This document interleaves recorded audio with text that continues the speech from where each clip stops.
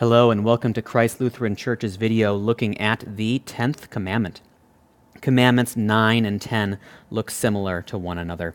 The 9th commandment, which we looked at in the previous video, says, "You shall not covet your neighbor's house." And the 10th commandment says, "You shall not covet your neighbor's wife, workers, animals, or anything that belongs to your neighbor."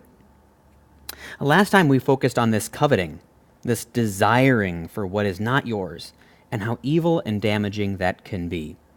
The 10th commandment uses that same verb, covet. It's like God is saying that this coveting thing is doubly important. But there's another aspect to this 10th commandment that makes it a little different than the 9th.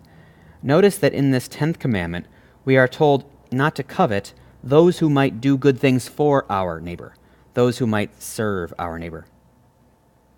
Of all the superpowers that show up in comic books and in movies, one of the weirdest and coolest has got to be mind control.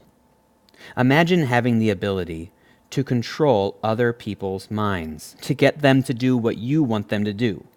It seems kind of cool, but it's also very, very messed up. We can do this kind of mind control without a superpower. This is happening all the time. Our world is full of people trying to control one another with their words and their actions. And just think about all the information that gets thrown at you on a daily basis. All the TV commercials and ads on social media and talk shows and memes and all the everything that you are exposed to. We live in what they call an information society, but that information is often given to us in a way that's meant to manipulate us. Usually it's because of money, right? Everyone wants to manipulate everyone else into giving their money over. But it's not just money. Think about how in a family, people can try to control each other with their guilt trips. It's so that they can have control over someone else.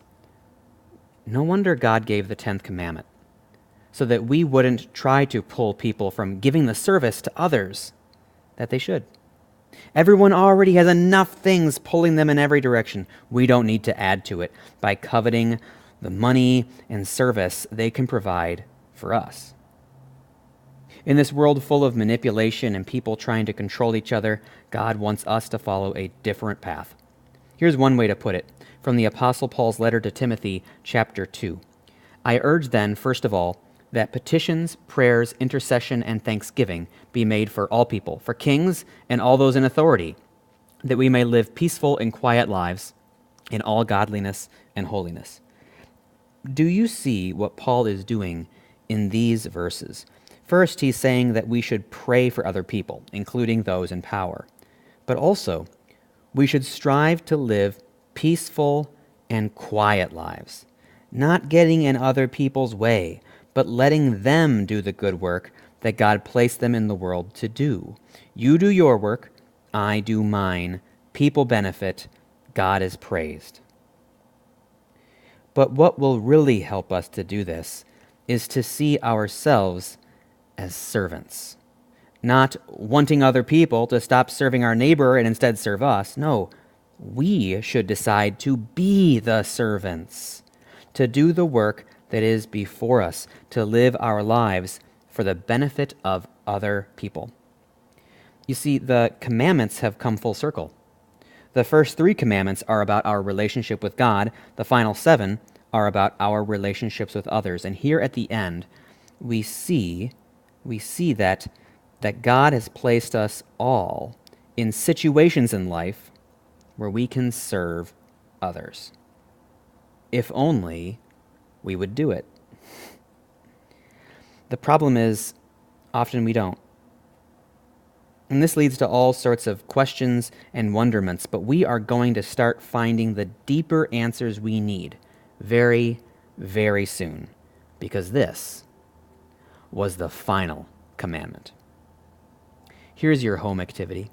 Read 2 Samuel chapter 15, verses 1 through 6, as well as verses 13 through 14, and then jump into chapter 18, just reading verse 33.